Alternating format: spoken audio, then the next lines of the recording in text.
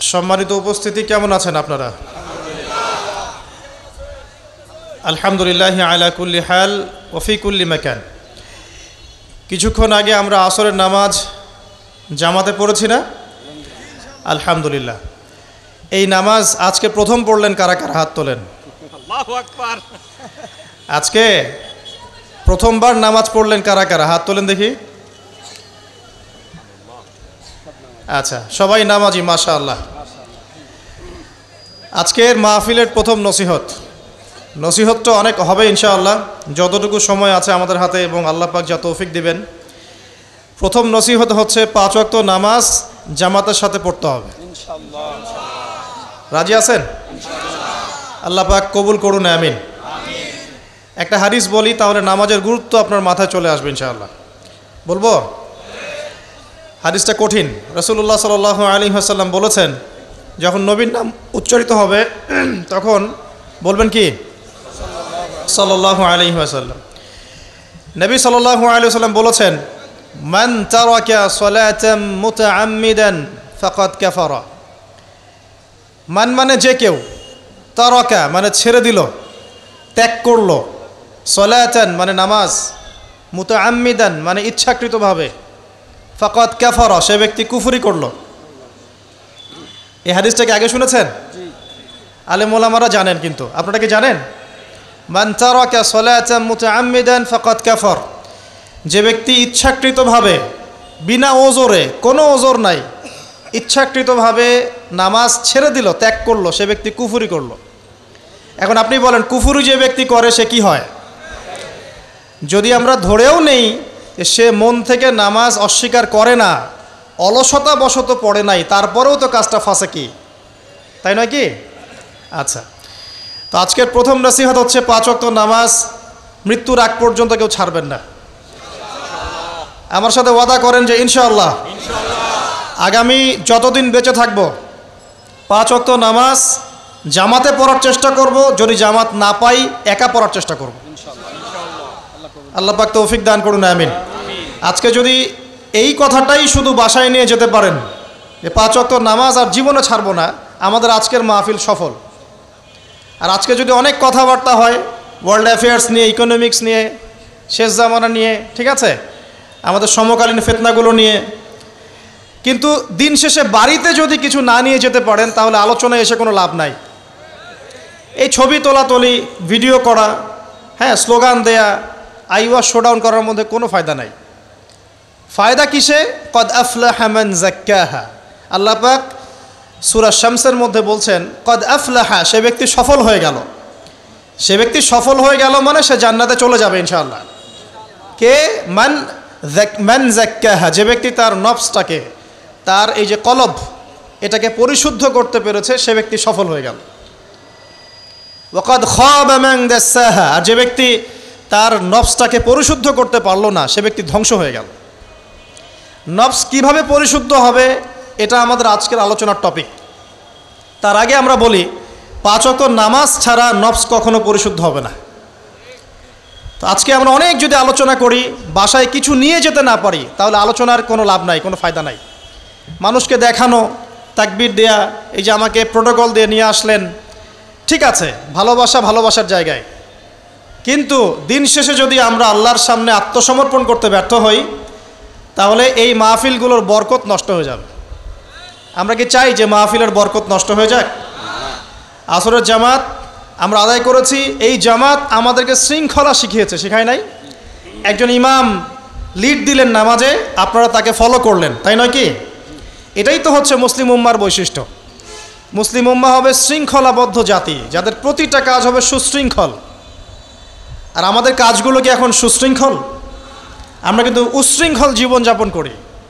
দেখবেন ওই যে একটা হাদিস আছে শেষ জামানায়, যে নারী পুরুষের পোশাক পরবে, পুরুষ নারীর পোশাক পরবে। এই যে উশৃঙ্খলতা, দেখেন না এখন শেষ জামানায় আপনি দেখবেন এমন এক শ্রেণীর মেয়ে বের হয়েছে বাজারে, রাস্তাঘাটে, সমাজে, যারা কাপড় পরবে কিন্তু কাপড় পরেও নগ্ন থাকবে। এ কোনো হাদিস আমি বানিয়ে বলছি না, সবগুলো হাদিস সহি। এখন দলিল দিতে গেলে অনেক সময় চলে যাবে। তো উশৃঙ্খলতার যুগ, কাপড় পরে থাকাটা তাকওয়ার পোশাক, শালীনতা, আর এখনকার যুগটা চলছে কাপড় খোলার যুগ। কথা ঠিক না ঠিক বলেন? এখন মানুষ কাপড় খুলতে পারলে বেশি কমফোর্ট ফিল করে। আর আপনারা জানেন না, এই মহাবিশ্বে আমাদের পিতা এবং মাতা আদম এবং হাওয়া আলাইহিস সালাম তাদেরকে সর্বপ্রথম কে নগ্ন করে দিয়েছিল জানেন? ফালাম্মা যাকাশ শাজারা, যখন আমাদের পিতা মাতা ওই গাছের কাছে চলে গেলেন, কোন গাছ? যেটা আল্লাহ পাক বলেছিলেন ফালা তাকরাবা হাযিহি শাজারা, ওই গাছের কাছে যখন তারা চলে গেলেন, তার ফল খেয়ে ফেললেন, বাদাত লাহুমা সাওআতিহিমা, তাদের এই যে পোশাকটা, এই পোশাকটা খুলে পড়ে গিয়েছিল এবং লজ্জাস্থান উন্মুক্ত হয়ে গিয়েছিল। তো সর্বপ্রথম আমাদের পিতামাতাকে নগ্ন করে দিয়েছিল কে? ইবলিস। এখন যারা মুসলিমদের গা থেকে কাপড় খুলে ফেলতে চাচ্ছে, এরা তাহলে কার অনুসারী? দলিল কি পেয়েছেন? বানিয়ে বলি নাই, সূরা আরাফ পড়েন, পেয়ে যাবেন ইনশাআল্লাহ। কোন সূরা?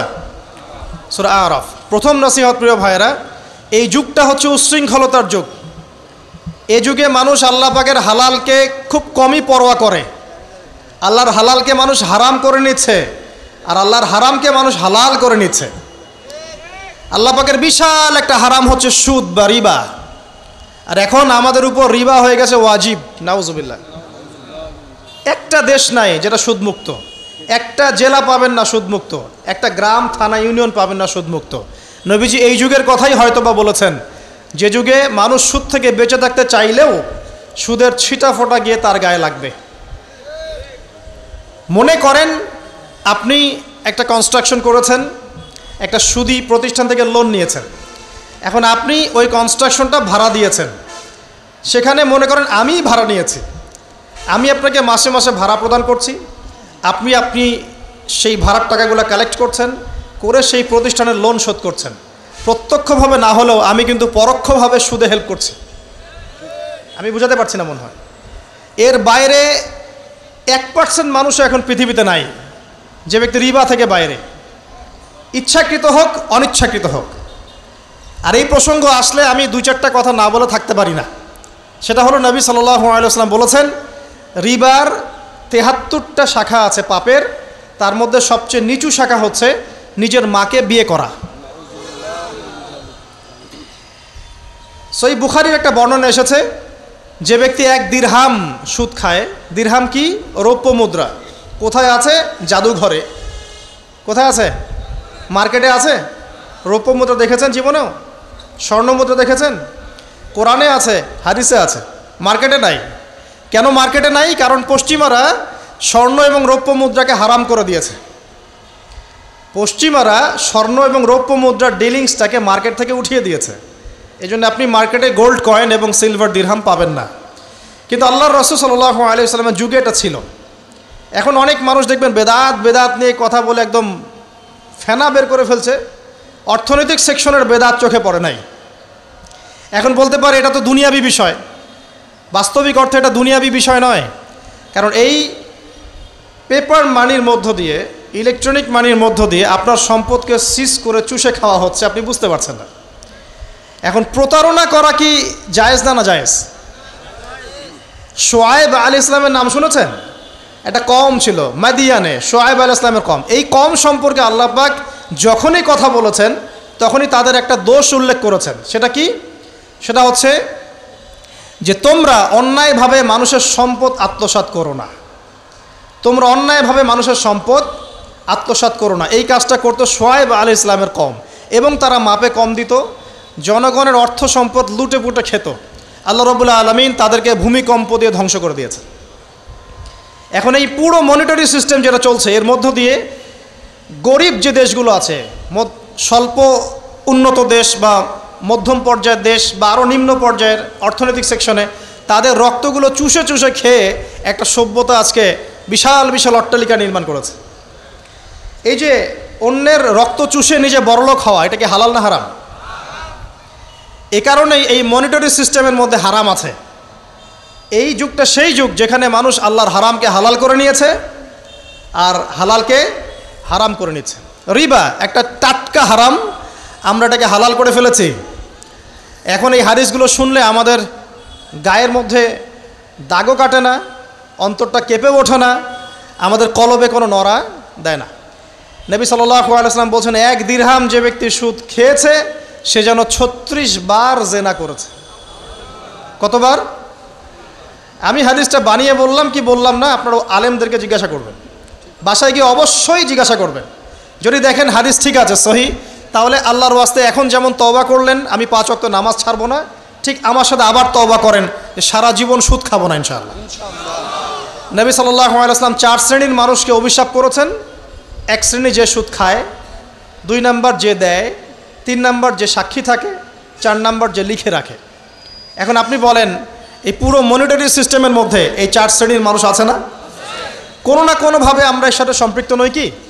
সম্পৃক্ত। অতএব আল্লাহর এই বাণীকে যদি ভয় করেন, কোন বাণী? আল্লাহ পাক বলছেন, ইয়া আইয়ুহাল্লাযীনা আমানু, হে মুমিনগণ, ইত্তাকুল্লাহ, তোমরা আল্লাহকে ভয় করো, ওয়াযারু মা বাকিয়া মিনার রিবা ইন কুনতুম মুমিনিন, তোমরা সুদের অবশিষ্ট অংশগুলো ছেড়ে দাও যদি প্রকৃতপক্ষে তোমরা মুমিন হয়ে থাকো। ওয়া ইল্লাম তাফআলু, তোমরা যদি সুদ না ছাড়ো, আল্লাহর হুঁশিয়ারি শোনেন, যদি তোমরা সুদ না ছাড়ো, ফাযানু বিহারবিন মিনাল্লাহি ওয়া রাসূলিহি, তাহলে আল্লাহ এবং তার রাসূলের সাথে যুদ্ধের ঘোষণা শুনে রাখো। আল্লাহ এবং তার রাসূলের বিপক্ষে যুদ্ধ করে কেউ জান্নাতে যাবে? কেউ কবরের আযাব থেকে বাঁচতে পারবে? কেউ হাউজে কাউসারের পানি পাবে? আল্লাহ এবং তার রাসূলের সাথে যুদ্ধ করে কেউ টিকতে পারবে? আপনার কি তাই মনে হয়? যদি মনে হয় তাহলে দিব্যি সুদ খান, কোনো সমস্যা নেই। আর যদি মনে হয় যে আল্লাহ এবং তার রাসূলের সাথে যুদ্ধ করে আমি পার পাবো না, আল্লাহ এবং তার রাসূলের বিরুদ্ধাচারণ করে আমার কবর টিকবে না, কারণ আমি একটা কথা বারবার বলি আপনাদেরকে যে আল্লাহ ছাড়া আমাদের আপন বলতে কেউ আছে? একাই এসেছেন পৃথিবীতে, একাই যেতে হবে। আপনার খ্যাতি, আপনার অর্থনৈতিক খ্যাতি, অর্থের প্রতিপত্তি, আপনার ক্ষমতার দাপট, আপনার ধর্মীয় দাপট, কোনো কিছুই, ফ্যান ফলোয়ার্স, কেউ আপনার সাথে কবরে যাবে না। মনে করেন আমি আসছি, আপনারা সবাই স্লোগান দিচ্ছেন, কথার কথা, আপনারা আমাকে ভালোবাসেন, বা একজন পলিটিশিয়ান আসছে, আপনারা সবাই স্লোগান দিচ্ছেন, ভালোবাসেন তাকে। দিন শেষে ওই পলিটিশিয়ান একাই কবরে যাবে, দিন শেষে আপনিও একাই কবরে যাবেন, আমিও একাই কবরে যাব। আলটিমেটলি কি হলো? দুনিয়া এবং আখেরাতে আল্লাহ ছাড়া প্রকৃত বন্ধু আমাদের কেউ নাই, প্রকৃত মওলা কেউ নাই। সেই আল্লাহ এবং তার রাসূলের বিরুদ্ধাচরণ করে কেউ তার সাথে যুদ্ধ করে কবরে পার পাবে, এমনটা ভাবা বোকামি নয় কি? আল্লাহ পাক আমাদেরকে বোঝার তৌফিক দান করুন। এটা সেই যুগ যে যুগে মানুষ আল্লাহর হারামগুলোকে হালাল করে নিচ্ছে। মাদকদ্রব্য হালাল না হারাম? এখন দেখবেন মেজরিটি সংখ্যক মানুষ মাদকদ্রব্যের সাথে সংশ্লিষ্ট হয়ে গেছে। স্পেশালি বর্ডার এলাকা যেগুলো আছে বাংলাদেশের, সেই বর্ডার এলাকাগুলোতে দিব্যি রমরমা ব্যবসা চলছে, মাদকের দিব্যি ব্যবসা চলছে। এবং যারা মাদক খাচ্ছে এরা মুসলিম, তারা হয়তো এই হাদিস জানে না। আল্লাহ পাক ওদের কানের মধ্যে আমার এই হাদিসটা যেন পৌঁছে দেন, আমিন। নবী সাল্লাল্লাহু আলাইহি ওয়াসাল্লাম বলেছেন, আমি মেরাজের রাতে যখন গিয়েছি তখন 1 শ্রেণীর মানুষকে দেখেছি, ওদেরকে শাস্তি দেওয়া হচ্ছে। কি শাস্তি? জাহান্নামীদের রক্ত এবং পুজ ওদেরকে খেতে দেওয়া হচ্ছে। জিবরাইল আলাইহিস সালামকে জিজ্ঞাসা করা হলো যে এরা কারা? তিনি বললেন, এরা আপনার উম্মতের সেই সব ব্যক্তি যারা মাদকদ্রব্য সেবন করত। আল্লাহ রাব্বুল আলামিন তার হাবিবের মাধ্যমে জানিয়েছেন, যখন কোনো মুসলিম মাদক সেবন করে বা কোনো ব্যক্তি মাদক সেবন করে তখন 40 দিন তার নামাজ কবুল হয় না। এরপর যদি সে তওবা করে তাহলে আল্লাহ পাক তার তওবা কবুল করবেন ইনশাআল্লাহ। যদি সে আবারও মাদক খায় তওবা করার পর, আবার 40 দিন তার নামাজ কবুল হবে না। যদি সে আবার তওবা করে আল্লাহ পাক আবার তাকে মাফ করে দিবেন। যদি সে আবারও মাদক খায় আবার 40 দিন তার নামাজ কবুল হবে না।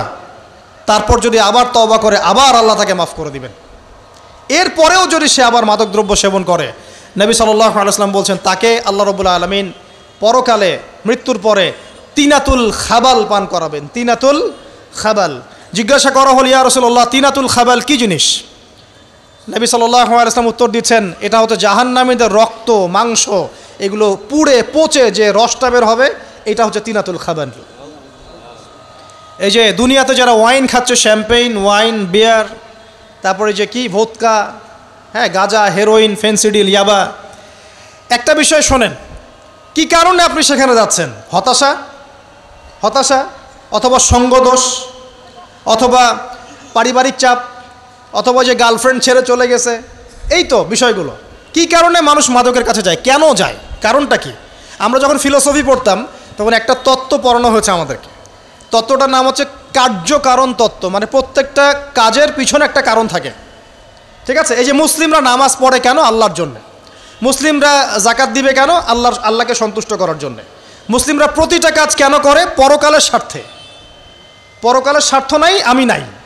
যে কাজে পরকালের স্বার্থ নাই সে কাজে মুসলিমরা নাই। তাই প্রতিটা কাজের পিছনে একটা কারণ থাকে। দেখবেন কেন সে সুদ খাচ্ছে? তার পরিবারের স্বার্থে।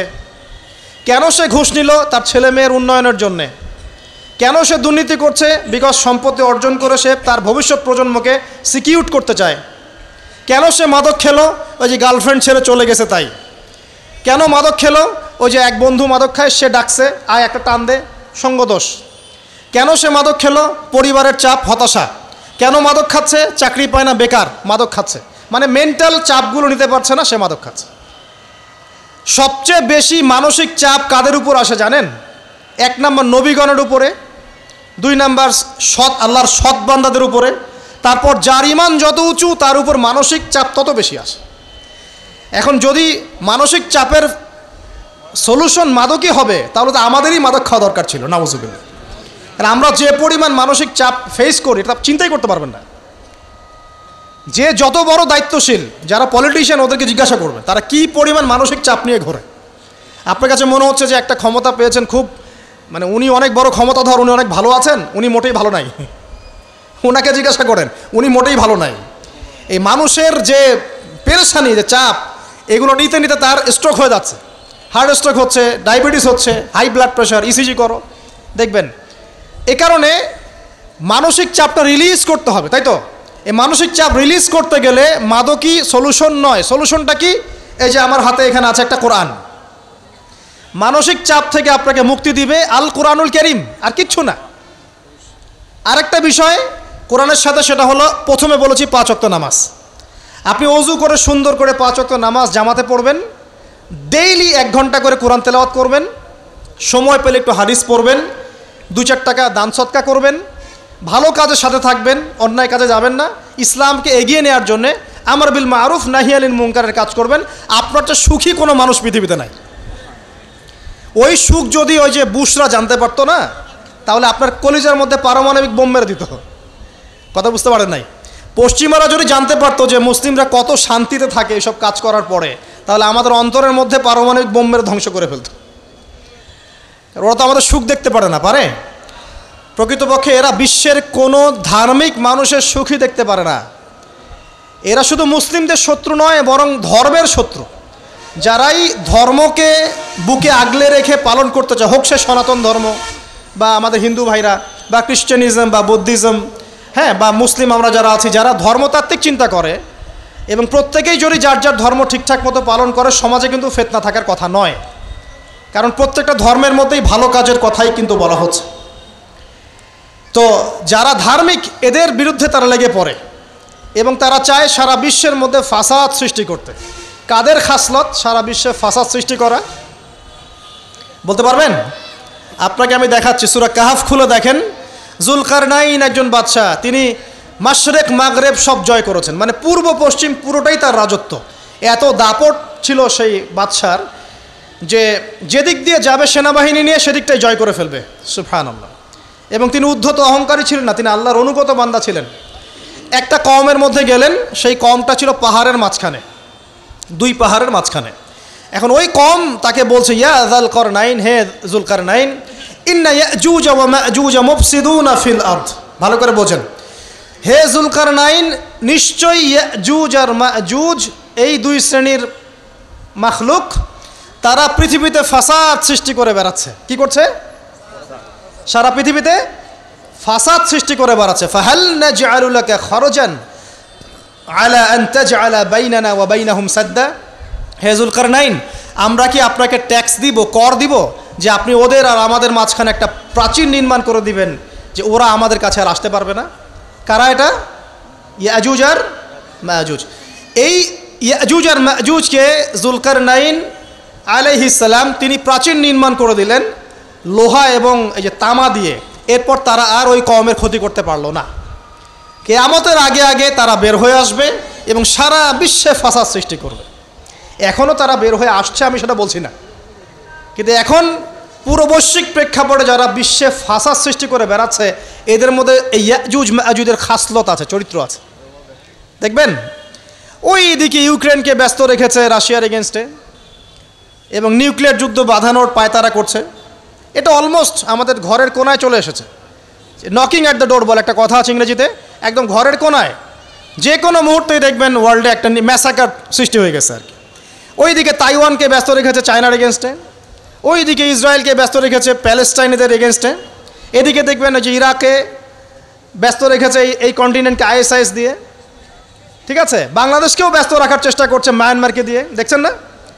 তো পুরো বিশ্ব জুড়ে এদের এজেন্ডা হচ্ছে সারা বিশ্বে আমরা ফাসাদ সৃষ্টি করে মানব জাতিকে কমিয়ে ফেলবো, মুসলিমদেরকে ধ্বংস করব, মুসলিম যুবকদেরকে পর্ন দেখাবো, ওদেরকে মাদক খাওয়াবো, ওদের মধ্যে জেনা অশ্লীলতা পরকীয়া ছড়িয়ে দিব, হ্যাঁ, এবং মহামারী ছড়িয়ে দিব, দিয়ে মুসলিম জনসমষ্টিকে কমিয়ে নিয়ে আপোষে ক্রন্দলে লাগিয়ে দিয়ে আস্তে আস্তে আমরা বিশ্বে শাসন করতে হবে, এদেরকে ডমিনেট করে দিব। এবং এই এজেন্ডা বাস্তবায়নের দিকে তারা এগিয়ে যাচ্ছে সুকৌশলে। আর আমরা কি করছি ভাই? আমরা শুধু কাজ যতটুকু না করছি তার চেয়ে বেশি আমরা আইওয়াসা শোডাউন করছি। দেখেন বেশিরভাগ মানুষ আমাদের নামাজের খবর নাই, বেশিরভাগ মানুষ তাজকিয়া আত্মশুদ্ধির খবর নাই, ভালো আলেমের কাছে এসে পড়ে থাকবে কোনো খবর নাই, কোরআন পড়া শিখবে এসবের খবর নাই। যেগুলো করলে কোনো সমস্যা হয় না বা অল্প পরিশ্রমে করা যায়, ওই যে ঘরের মধ্যে শুয়ে শুয়ে ফেসবুকে 2 লাইন লেখা যায়, খুব সহজ, লিখলেন আবার শুয়ে গেলেন, কোনো সমস্যা নাই। কোনো কনস্ট্রাকটিভ সুদূর প্রসারী কাজ আমাদের হচ্ছে না, যেটা হচ্ছে এটা প্রয়োজনের তুলনায় নিতান্তই নগণ্য। এই কারণে আমাদের যারা দিন আমরা যারা বুঝি, যাদের মধ্যে ইসলামের চেতনা আছে, ইসলামকে ভালোবাসি, আমরা যারা চাই দিন এগিয়ে যাক, আমাদের কনস্ট্রাকটিভ কাজ করতে হবে, মানে সুদূর প্রসারী কাজ করতে হবে। শৈথিল্যতাবাদীও হবেন না, আবার চরমপন্থীও হবেন না, মধ্যমপন্থী হয়ে ইসলামকে, কোরআনকে এবং হাদিসকে হাতে নিয়ে উম্মার ঐক্যের স্বার্থে, দেশ জাতি জনগণের ঐক্যের স্বার্থে এগিয়ে যান। আল্লাহ পাক আপনাদের হাতকে শক্তিশালী করুন, দোয়া করি। এখানে খুবই স্মার্ট হতে হবে এবং বেসিক কাজগুলো খুব বেশি করে করতে হবে। বেসিক কাজ কি ভাই? বেসিক কাজ হচ্ছে আপনার নামাজ, বেসিক কাজ আপনাকে কোরআন শিখতে হবে, বেসিক কাজ আপনাকে আরবি শিখতে হবে, বেসিক কাজ আপনি যেখানে পড়াশোনা করছেন এই পড়াশোনা করে ওই জ্ঞানটাকে দিয়ে ইসলামের খেদমতে আপনাকে কল্যাণে কাজ করতে হবে। বেসিক কাজ যেখানে আপনাকে আল্লাহ পাক দায়িত্ব দিবেন সেখান থেকেই আপনাকে দিনের খেদমত করতে হবে। ডক্টর হন, দিনের খেদমত করেন, ইঞ্জিনিয়ার হন, দিনের খেদমত করেন, পলিটিশিয়ান হন, কোনো আপত্তি নাই, আমরা আপনাকে ভোট দিব ইনশাল্লাহ, আমরা আপনাকেই ভোট দিব ইনশাল্লাহ। আপনি ওখানে গিয়ে দিনের খেদমত করেন, আল্লাহ পাক তৌফিক দান করুন। কথা কি বুঝতে পারছেন? ইসলাম ক্ষমতা জোর করে আদায় করে নেওয়ার জন্য আসে নাই। আবু যার রাদিয়াল্লাহু আনহু কি বলছেন জানেন? আবু যার রাদিয়াল্লাহু আনহুকে নবী সাল্লাল্লাহু আলাইহি ওয়াসাল্লাম বলছেন, আবু যার তুমি দায়িত্ব চেয়ে নিও না, কারণ যদি তুমি দায়িত্ব চেয়ে নাও তখন আল্লাহর পক্ষ থেকে তোমাকে সাহায্য করা হবে না, আর যদি মানুষ তোমাকে দায়িত্ব দেয় আল্লাহ তোমাকে সাহায্য করবে ইনশাআল্লাহ। কত চমৎকার সিস্টেম ইসলামে। আর এখন আমরা কি করি? আমাকে দেন, ও ভালো না আমি ভালো, ওরা সব খারাপ আমি ভালো। বুঝতে পারছেন না কিয়ামতের মাঠে কি কঠিন হিসাবটা দিতে হবে। আল্লাহ পাক আপনাদেরকে বোঝার তৌফিক দান করুন। এগুলো কল্যাণকর নয়, আপনার জন্য অকল্যাণ হতে পারে। তবে হ্যাঁ, যদি আপনার মধ্যে ঈমান থাকে, আপনার মধ্যে যোগ্যতা থাকে, অবশ্যই আপনি দায়িত্ব চেয়ে নেবেন এবং ইনশাআল্লাহ তখন আমরা আপনাকে দায়িত্ব দিব, আমরা আপনাকে ভোট দিব, আপনি জনগণের শাসন কার্য পরিচালনা করবেন, আল্লাহ আপনার হাতকে শক্তিশালী করবেন ইনশাআল্লাহ। আল্লাহ পাক আমাদের নিচু থেকে উঁচু মহলের সবাইকে হেদায়েত দান করুন, দোয়া করি আমি। ইসলাম কারো শত্রু নয়। মুসলিমের রক্ত ঝরানোর জন্যে, কল্লা কাটার জন্যে আমরা কিন্তু পৃথিবীতে আসি নাই। আমরা আমাদের আসল শত্রুদেরকে চিনতে ভুল করেছি, এই কারণে আমরা আপোষে হানাহানি কাটাকাটির মধ্যে লিপ্ত আছি। এই যে সামনে যে কি হবে আল্লাহ ভালো জানেন, দেখবেন কত মানুষ যে মুসলিম মারামারি করে মারা যাবে আল্লাহ ভালো জানেন। এইগুলো কাম্য নয়, আল্লাহ পাক আমাদেরকে বোঝার তৌফিক দান করুন। দেখুন ভাই, এই যুগের কথা বলতে গিয়ে এখানে আসলাম। ওই যে জুলকারনাইন যে ইয়াজুজ মাজুজের কথা বললো, এখনকার বিশ্ব যারা পরিচালনা করে দেখবেন তাদের মধ্যে ওই ফাসাদ সৃষ্টি করার এই খাসলতটা থেকেই গেছে। সারা বিশ্বেরা ফাসাদ সৃষ্টি করছে। আমি কিন্তু বলিনি এরা ইয়াজুজ মাজুজ, কথাকে আবার অন্যদিকে নিয়ে যায় না, আমি কিন্তু এই কথা বলি নাই। আমি বলছি তাদের মধ্যে এই চরিত্র দেখা যায়। এই যুগ সেই যুগ যখন আপনি মাদককে হালাল করে নিচ্ছেন, রিবাকে হালাল করে নিচ্ছেন, বেহায়াপনাকে হালাল করে নিচ্ছেন, কাপড় খোলাকে হালাল করে নিচ্ছেন। আপনি মুসলিম হয়েও দেখবেন শিরকে লিপ্ত আছেন, সুন্নতে লেবাস আছে কিন্তু আকীদার মধ্যে বেদাত থেকে গেছে। আপনি মুসলিম হয়ে হালাল হারাম রিজিকের পরোয়া করছেন না, দিনের বেসিক জিনিসগুলো শিখছেন না। আল্লাহ পাক এই যুগের ফিতনাগুলো থেকে আমাদের মুসলিমদেরকে হেফাজত করুন, আমিন। কিভাবে সাফল্য অর্জন করবেন? আমি একটা পয়েন্ট আজকে উল্লেখ করে এই পয়েন্ট থেকে আলোচনার গুটিয়ে নিব ইনশাআল্লাহ। আমি জাস্ট একটা পয়েন্ট বলছি আপনাকে, সব কথা একদিনে বলা সম্ভব না। আল্লাহ রাব্বুল আলামিন বলছেন কদ আফলাহা মান যাক্কাহা, সে ব্যক্তি সফল হয়ে গেছে যে ব্যক্তি তার আত্মাকে পরিশুদ্ধ করতে পেরেছে। ওয়া কদ খাবা মান দাসাহা, যে ব্যক্তি আত্মাকে পরিশুদ্ধ করতে পারে নাই সে ব্যক্তি ধ্বংস হয়ে গেছে। তিনটা হাদিস আপনাকে আগে শোনাই। এক, আল্লাহ রাব্বুল আলামিনের হাবিব মুহাম্মদ সাল্লাল্লাহু আলাইহি ওয়াসাল্লাম, দরুদ পড়েন, বলেন সাল্লাল্লাহু আলাইহি ওয়াসাল্লাম। তিনি বলছেন যে আল্লাহর এমন কিছু বান্দা আছে যারা জান্নাতে প্রবেশ করবে যাদের অন্তরটা হবে পাখির মতো নরম। কার মতো? পাখির মতো। একটা হাদিস শুনলেন। 2 নম্বর হাদিস, আল্লাহর রাসূল সাল্লাল্লাহু আলাইহি ওয়াসাল্লাম বলছেন শহীদদের আত্মা যখন আল্লাহর কাছে পৌঁছায়, আল্লাহ রাব্বুল আলামিন সেই আত্মাগুলোকে সবুজ রঙের কিছু পাখির মধ্যে প্রদান করেন এবং সেই পাখিগুলো আরশের নিচে লণ্ঠন আছে এখানে বসে থাকে এবং তারা জান্নাতের যে কোনো জায়গায় যায়, ঘুরে খাবার খায়, আবার ফিরে আসে। আল্লাহ পাক তাদেরকে বলেন যে তোমরা কি চাও, তোমরা কি চাও? শহীদরা কিচ্ছু বলতে পারে না। কি চাইবো? আল্লাহ এত নিয়ামত দিয়েছেন, কি চাইবো? যখন আল্লাহ বারংবার প্রশ্ন করতে থাকেন তোমরা কি আর কিছু চাও, তোমরা কি আর কিছু চাও, তোমরা কি আর কিছু চাও, তখন শহীদরা শেষে বুঝে যে আমাদের কিছু না কিছু তো বলতে হবে এখন। তখন তারা বলে হে আল্লাহ, আমরা আরও একবার পৃথিবীতে যেতে চাই এবং তোমার পথে জীবন দিয়ে আবার ফিরে আসতে চাই।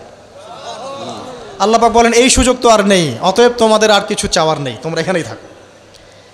আরেকটা হাদিস শোনেন, রাসূলুল্লাহ সাল্লাল্লাহু আলাইহি ওয়াসাল্লাম বলেছেন, এই হাদিসটা ওমর রাদিয়াল্লাহু আনহু থেকেও এসেছে, যে তোমরা যদি, হে মানব জাতি বা হে মুসলিমরা, তোমরা যদি আল্লাহর প্রতি তাওয়াক্কুল করার মতোই তাওয়াক্কুল করতে, ভরসা করার মতোই ভরসা করতে, আল্লাহ পাক তোমাদেরকে পাখিদেরকে যেমন করে রিজিক দেন তোমাদেরকে ঠিক সেইভাবে রিজিক দিতেন। তোমরা কি লক্ষ্য করো না যে পাখিরা খালি পেটে বের হয়ে যায় বাসা থেকে সকালবেলা এবং সন্ধ্যাবেলা ভরা পেটে বাসায় ঢোকে? আপনাকে যে 3টা হাদিস শোনালাম, এই 3টা হাদিসে একটা শব্দ হচ্ছে কমন। শব্দটা কি বলেন? পাখি। পাখি কি? পাখি। আল্লাহ রাব্বুল আলামিন পাখিদের কাছ থেকে আমাদেরকে শিখতে বলছেন এবং বলছেন যে পাখিদের মনটা হয় খুব নরম, খুব সফট এবং তারা আল্লাহর প্রতি তাওয়াক্কুল করে পূর্ণ মাত্রায়। তারা সকালবেলা ভোরবেলা বের হয়ে যায় এবং সন্ধ্যাবেলা বাসায় ফেরে, খালি পেটে বের হয়, ভরা পেটে বাসায় ফেরে। এবং আল্লাহ পাক সবচেয়ে সম্মানিত মৌত যেটা শহীদের মৌত, সেই শহীদদের আত্মাকে আল্লাহ পাক পাখির রূপ দিবেন। তাহলে পাখিটার বিষয়ে একটা ফোকাস করা দরকার আছে না? আচ্ছা, এখানে আসেন। পাখির মন হচ্ছে নরম, মানে পাখির মনটা তাসকিয়া, আত্মশুদ্ধিতে পরিপূর্ণ। কদ আফলাহা মান যাক্কাহা, সে ব্যক্তি সফল হলো যার হৃদয়টা পবিত্র, নিষ্পাপ, নিষ্কলুষিত হলো, সে ব্যক্তি সফল হবে ইনশাআল্লাহ। একটা কাজ এখানে খেয়াল করেন, পাখিরা সকালবেলা ভোরবেলা বের হয় আর সন্ধ্যাবেলা বাসায় ফেরে। এখনকার মুসলিমদেরকে দেখবেন দুপুরবেলা ওঠে, রাত 3টায় ঘুমায়। কথা কি বুঝেন নাই? পাখির একদম ভোরবেলা ওঠে, যখন ফজরের আজান দিচ্ছে ঠিক তার আগ মুহূর্তে পাখির কিচিরমিচির শুনছেন, তার মানে নামাজের ওয়াক্ত প্রায় চলে যাচ্ছে, তার মানে তার আল্লাহ পাকের হুকুমের সাথেই জেগে ওঠে। সূর্য ডুবে তারা ডুবে যায়। ঠিক এরকম সুন্নত ছিল নবী সাল্লাল্লাহু আলাইহি ওয়াসাল্লামের এবং সাহাবায়ে কেরামের। আজকে 1400 বছর পর মুসলিম জাতি এই সুন্নাহ ভুলে গেছে। এখন আমাদের সুন্নত দেখবেন, যদি কোনো রকম উঠেও ফেলি ফজরে, আবার 12টা পর্যন্ত ঘুম, আরও বেশি। আর এই যুব সমাজ যারা আছো তোমরা, কেউই 3টা-4টার আগে ঘুমায় বলে আমার মনে হয় না। অলওয়েজ অনলাইনে পড়ে আছে, টিকটক নিয়ে, ফেসবুক নিয়ে, গার্লফ্রেন্ডের সাথে চ্যাটিং।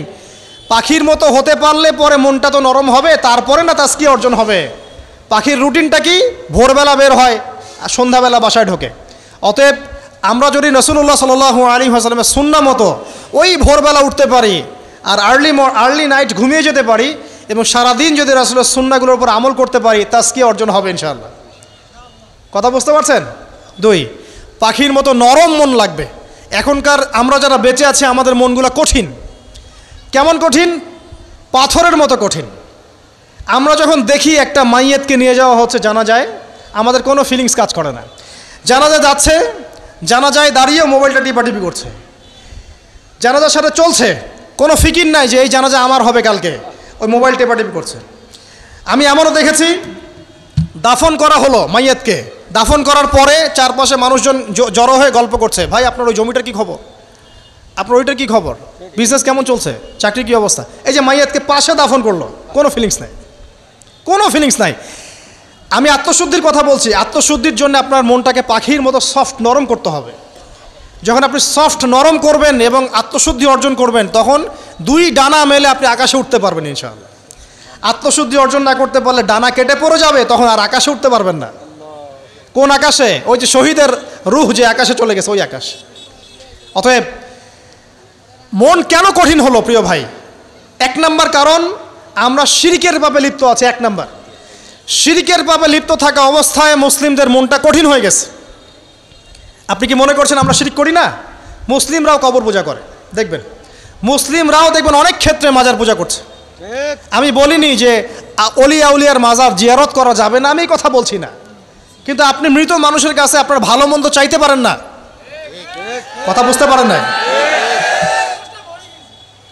আমরা অবশ্যই অলিয়া উলিয়াদের কবর জিয়ারত করব, এটা আপনাকে মৃত্যুর কথা স্মরণ করাবে। তাদের একটা রব আছে, যেটাকে আমরা প্রভাব বলি, এটা আপনার মধ্যে আসবে। আমরা অবশ্যই জিয়ারত করব, জিয়ারত করতে বলেছেন নবী সাল্লাল্লাহু আলাইহি ওয়াসাল্লাম, কারণ এটা আপনাকে পরকালের কথা কি করবে? স্মরণ করাবে। ওমরা করতে যান, আল্লাহ পাক সবাইকে তৌফিক দান করুন ওমরা হজ করার এবং বড় হজ করার, আমি দোয়া করি। ওখানে সবচেয়ে সেরা যে দৃশ্যগুলো দেখা যায় তার মধ্যে একটা রাসূলুল্লাহ সাল্লাল্লাহু আলাইহি ওয়াসাল্লামের রওজা। ওখানে গেলে চোখের পানি ঝরে না এমন কোনো মুসলিম নাই, আছে? নাই। আরেকটা সবচেয়ে মন নরম করা একটা দৃশ্য হচ্ছে জান্নাতুল বাকি, যেটা আমরা বাকিউল গারকাত বলি, যেখানে আপনি দেখবেন সাহাবায়ে কেরাম রাদিয়াল্লাহু আনহুমের কবর, যতদূর চোখ যায় তাদের কবর। কবরের কোনো মাজার নাই, সেখানে কোনো তাওয়াফ হচ্ছে না কবরকে কেন্দ্র করে, সেখানে কবরে কেউ ফুল চড়াচ্ছে না, একটা ছোট্ট পাথর দেখা যায় খেলে, আর কিচ্ছু না। পৃথিবীর সবচেয়ে শ্রেষ্ঠ মানুষগুলো সেখানে শুয়ে আছেন। ওখানে গিয়ে দাঁড়াবেন, দেখবেন নিজেকে তুচ্ছ বলে মনে হবে, আমি এই পৃথিবীতে আর কি করছি। সেরা মানুষগুলি মাটির নিচে, আমি এখানে কি করছি? তো দেখুন প্রিয় ভাইরা, অবশ্যই অলিয়া উলিয়াদের কবর জিয়ারত করবেন, কিন্তু মৃত ব্যক্তি আপনার কল্যাণ করতে পারবে? অকল্যাণ করতে পারবে? হ্যাঁ, তারা আল্লাহর কাছে সুপারিশ করতে পারবে আল্লাহ পাক যখন তাদেরকে অনুমতি দিবেন। তারপরে আল্লাহ পাক যখন অনুমতি দিবেন, তখন নবী সাল্লাল্লাহু আলাইহি ওয়াসাল্লাম সুপারিশ করবেন, অলিয়া উলিয়াগণ করবেন, আলেম ওলামা করবেন, শহীদগণ করবেন, হাফেজে কোরআন করবে, অনেকেই করবে ইনশাআল্লাহ। আল্লাহ পাক আমাদের তাকদীরে এইসব সুপারিশ নসিব করুন, বলি না আমিন। মুসলিমরা আজকে শিরিক করছে অনেক ক্ষেত্রেই। দেখবেন হাতে একটা এই যে বালা পরে আছে, খুলে না। কেন খুলেন না ভাই? বলে যে এটা খুললে যদি রোগ হয়, রোগ দেওয়ার মালিক কে? ওই বালা না আল্লাহ? এই যে আপনার বিশ্বাস জন্মায় নিয়েছে, এই যে বিশ্বাসটা জন্মিয়েছে আপনার হাতের উপরে, এই বালার উপরে, এটাই শিরক, এটাই শিরক। যদি আপনি বিশ্বাস করেন যে এটা হাতে থাকলে আপনি সুস্থ থাকবেন, হাত থেকে খুলে পড়ে গেলে আপনি আর বাঁচবেন না, এই যে কল্যাণ অকল্যাণের মালিক আপনি কাকে করলেন? ওই বালাকে করেছেন, আল্লাহকে করেন নাই। এখানে শিরক হয়ে গেছে, খুবই সূক্ষ্ম শিরক। আপনি নামাজ পড়ছেন মনে করেন, এখন কিছু মানুষ আসলো, এখন দেখছেন যে হুজুর তো আমার নামাজ দেখছে, নামাজটা খুব সুন্দর করে পড়ার চেষ্টা করলেন, লম্বা নামাজ, সেজদা গিয়ে আর উঠছেন না, খুব সুন্দর নামাজ পড়ছেন। এই যে মানুষকে দেখানোর জন্য নামাজটা পড়ছেন, এটা শিরক। এটা কি? এটাও শিরক। এই যে গণক বসে আছে রাস্তার পাশে, দেখবেন টিয়া পাখি নিয়ে, তারপরে যে কাগজ নিয়ে, আসেন ভাই ভাগ্য পরীক্ষা করে দেই। আরে ভাই, তুমি যদি মানুষের ভাগ্যই পরীক্ষা করতে পারবা, তো তুমি রাস্তার পাশে কেন? তোমার ভাগ্য কেউ পরীক্ষা করেনি কখনো? এতটুকু কমন সেন্স আমাদের নাই। ও যদি আমার ভালো মন্দ করতে পারে বা ভবিষ্যৎ বলতে পারে, তাহলে ও রাস্তার পাশে বসে আছে কি জন্য? ওর তো প্রাইম মিনিস্টার হওয়ার কথা, এখন ওর তো ইলেকশন করার কথা। তো দেখেন, এই যে ওখানে গিয়ে আমরা কি করি? ভাই আমার হাতটা দেখে দেন, ভাই আমার অতীত বলে দেন, ভবিষ্যৎ বলে দেন, এবং এগুলো দিন দিন বাড়ছে। কিন্তু এই রাশিফল, কবিরাজি, গণকি, এগুলো দিন দিন বাড়ছে। এবং আমি লক্ষ্য করছি দিন দিন আরেকটা জিনিসও বাড়ছে, সেটা হলো জাদুবিদ্যার চর্চা করা। এবং গ্রামে গঞ্জে কুফুরি বাড়ছে না? কুফুরি করা, তাবিজ করা, বিচ্ছেদ করা, স্বামী স্ত্রীর বিচ্ছেদ করা, মেয়েকে বশ করা, সন্তানকে বশ করা বাড়ছে না? সবই শিরক, এগুলো সবই কুফুরি। এগুলো মুসলিমরা করছে না? মুসলিমরা এসব শিরকে লিপ্ত আছে বলেই তো অন্তর কঠিন হয়ে গেছে। ফাকাসাত কুলুবুহুম, তাদের অন্তর কঠিন হয়ে গেছে।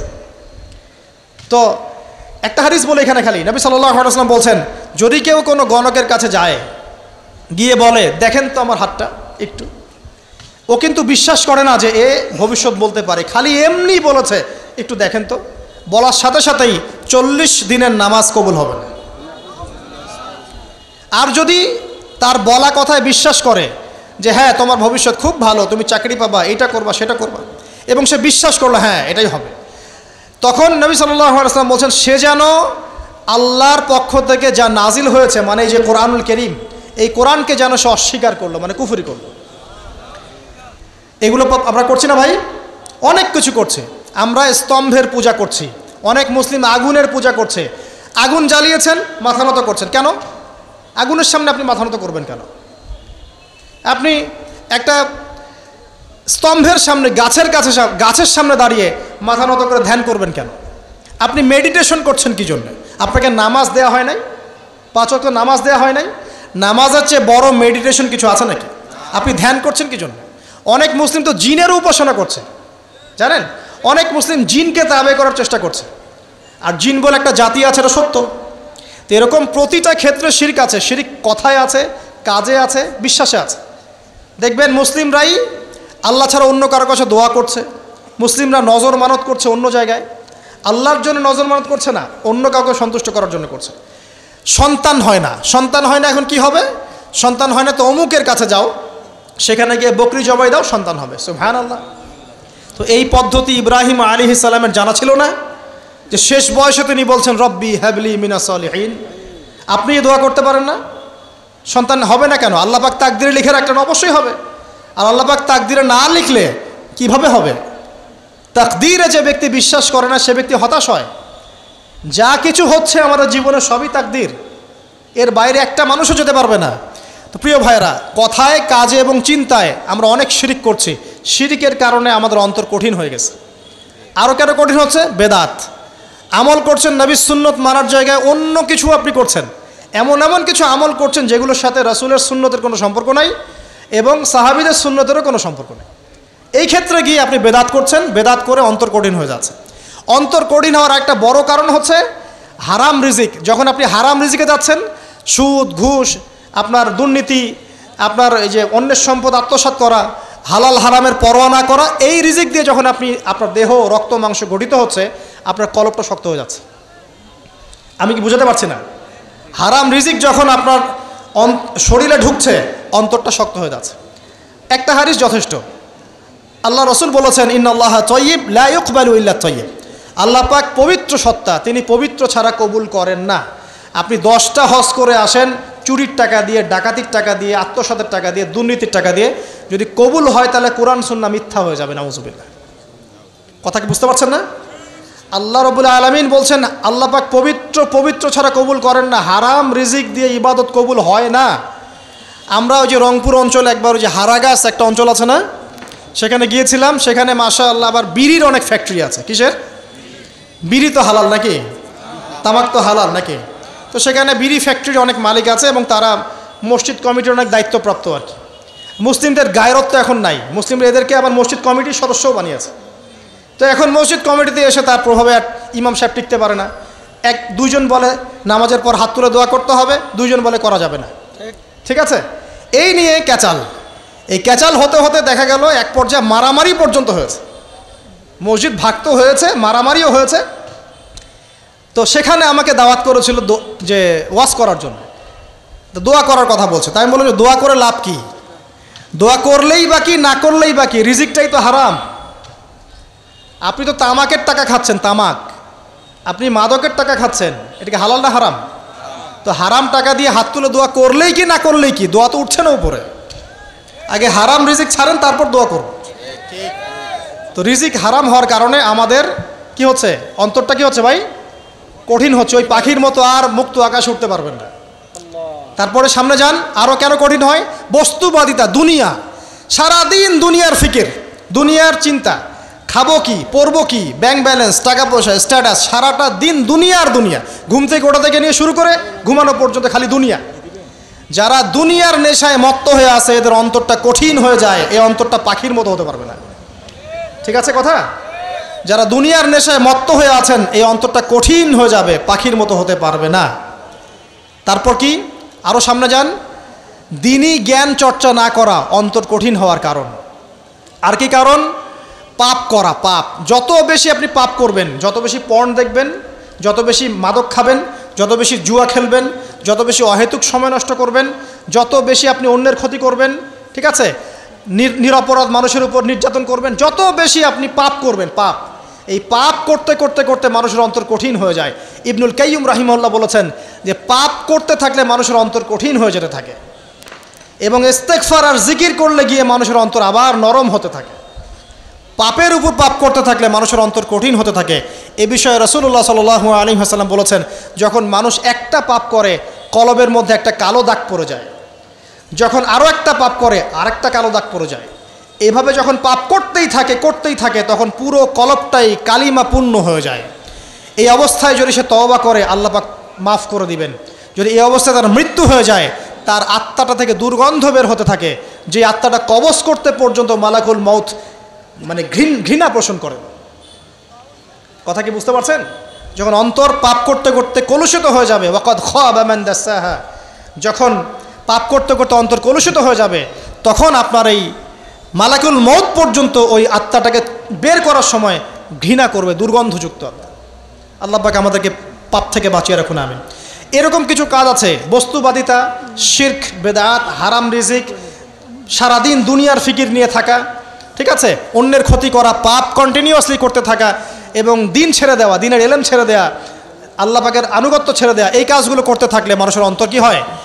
কঠিন হয়ে যায়। এখন সলিউশন কি বলেন? 5 মিনিটে আমি সলিউশন বলছি, কেমন করে আপনি এটাকে নরম করবেন আর পরিশুদ্ধতা অর্জন করবেন এবং ওই পাখির মতো মুক্ত আকাশে উড়বেন। কিভাবে বলবো? 1 নাম্বার, অবশ্যই শিরক ত্যাগ করতে হবে। কি করতে হবে? শিরক ত্যাগ করতে হবে, আল্লাহ পাকের তাওহীদের উপর থাকতে হবে। আল্লাহ পাক তৌফিক দান করুন।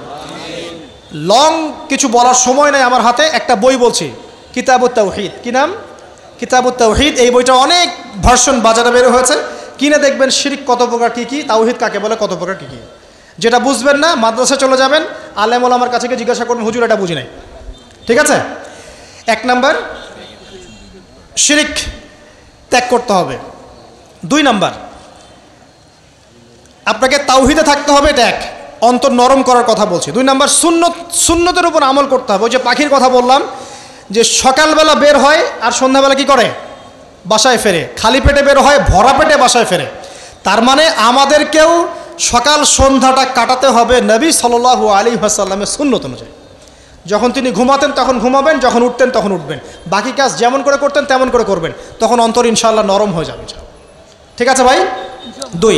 3 নাম্বার 5 ওয়াক্ত নামাজ জামাতে। নামাজ আপনাকে যে কোনো পাপ থেকে বাঁচাবে ইনশাআল্লাহ। ভাই জেনা করছেন, নামাজ পড়েন। পর্নোগ্রাফি দেখেছেন, তাও তওবা করে নামাজ পড়েন। আপনি হারাম অ্যাফেয়ার্সে আছেন, হতাশ হয়েন না, নামাজ পড়েন। গোনা ছাড়তে পারছেন না, নামাজ পড়েন। সুদ খাচ্ছেন, নামাজ পড়েন। আপনি পতিতালয়ে গিয়েছেন, নামাজ পড়েন। বেপর্দা চলছেন, তাও নামাজ পড়েন। আপনি অন্যের হক নষ্ট করেছেন, তাও নামাজ পড়েন। যে পাপই করেছেন, নামাজটা পড়েন। নামাজ আপনাকে সমস্ত পাপ থেকে বাঁচিয়ে রাখবে ইনশাআল্লাহ।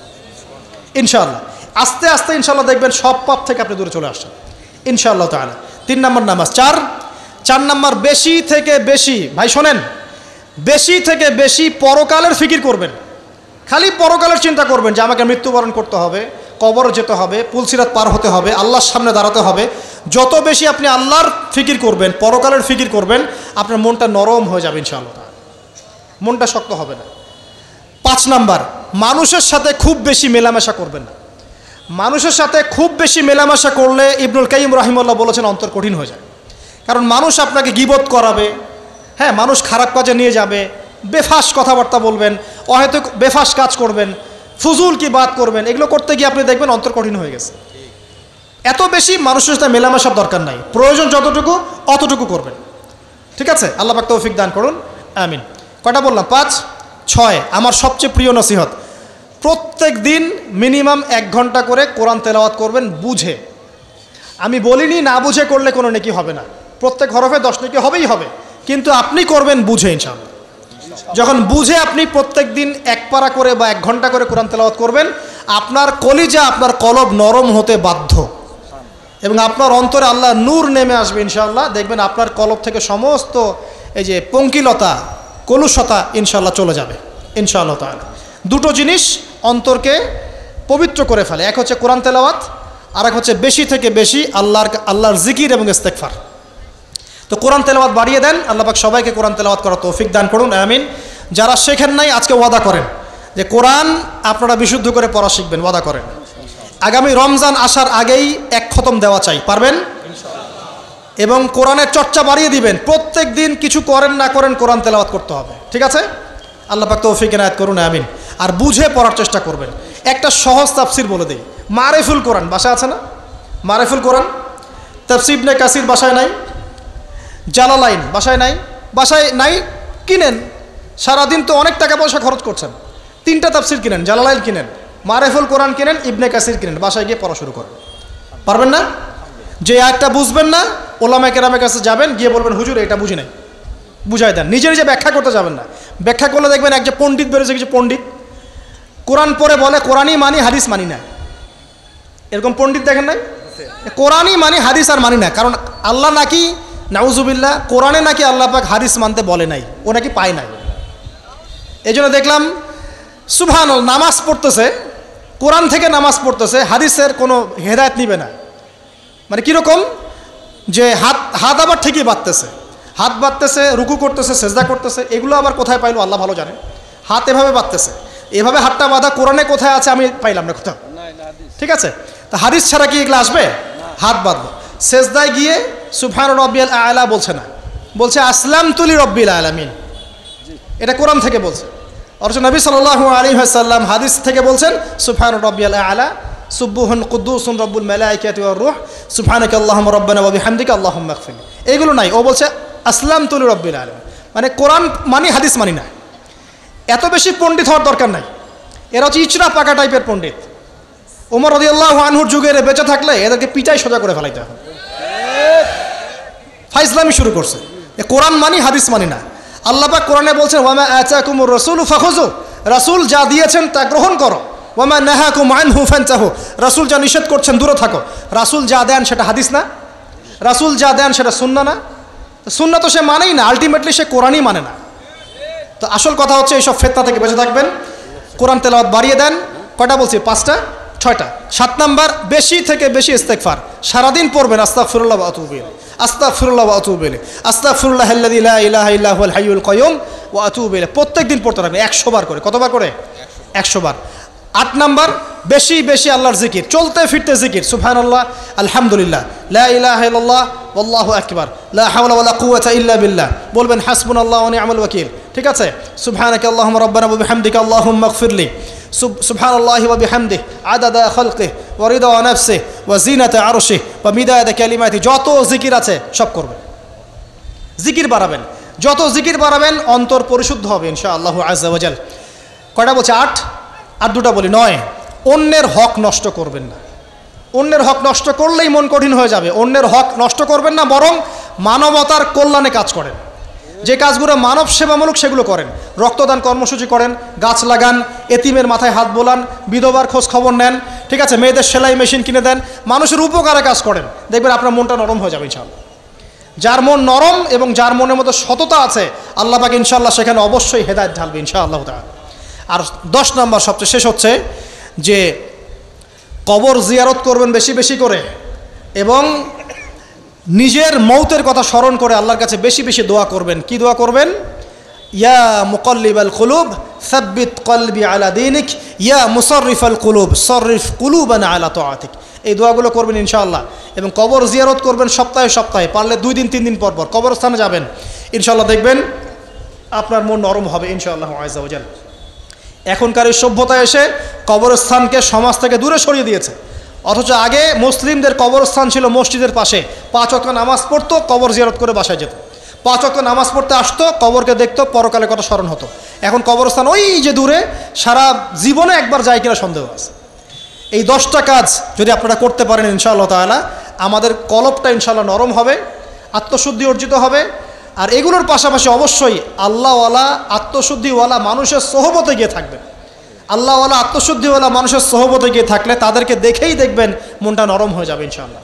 ইলমি পরিবেশে থাকেন, দিনী পরিবেশে থাকেন, আমর বিল মারুফ নাহি আনিল মুনকারের কাজ করেন, 3 দিন 7 দিন 40 দিন যতদিন পারেন আল্লাহর পথে সময় লাগান, সময় লাগান। আমি এটাকে আপনার আত্মশুদ্ধির জন্য বলছি, এটাই একমাত্র পথ পদ্ধতি আত্মশুদ্ধির, এটা বলছি না। এখানে গেলে আপনি ইনশাআল্লাহ আপনার ইসলাহ এবং সংশোধনের জন্য কাজ করতে পারবেন। আল্লাহ রাব্বুল আলামিন আমাদের সবার কলবগুলোকে পরিচ্ছন্ন করুন। আল্লাহ পাক আমাদের সবাইকে শিরকের পাপ থেকে বাঁচিয়ে রাখুন, হৃদয় কঠিন হওয়া থেকে বাঁচিয়ে রাখুন। আল্লাহ পাক আমাদেরকে বেশি থেকে বেশি কোরআন তেলাওয়াত করার তৌফিক দান করুন, দ্বীনি জ্ঞান চর্চা করার তৌফিক দান করুন। আল্লাহ পাক আমাদের সবাইকে হারাম রিজিক, জেনা, সুদ, ঘুষ থেকে বাঁচিয়ে রাখুন। আল্লাহ পাক আমাদেরকে পরকালীন চেতনায় এই দুনিয়ার জীবন কাটানোর তৌফিক এনায়েত করুন, আমিন। আমরা আজকে এই যে পাখিদের মতো অন্তর নিয়ে কথা বললাম, আমরা যদি এই আমলগুলোর মধ্য দিয়ে অন্তরটাকে পবিত্র করতে পারি, ইনশাআল্লাহ ওই শহীদদের যে নরম পাখির অন্তর, সেটা আমরা লাভ করতে পারবো ইনশাআল্লাহ। এবং আরশের নিচে আল্লাহ রাব্বুল আলামিন আমাদেরকে ছায়া দিবেন ইনশাআল্লাহ তাআলা। আল্লাহ পাক আমাদের সবাইকে পাখি থেকে শিক্ষা নেওয়ার তৌফিক দান করুন, পাখির মতো মুক্ত আকাশে ডানা মেলার তৌফিক আল্লাহ পাক দান করুন, আমিন।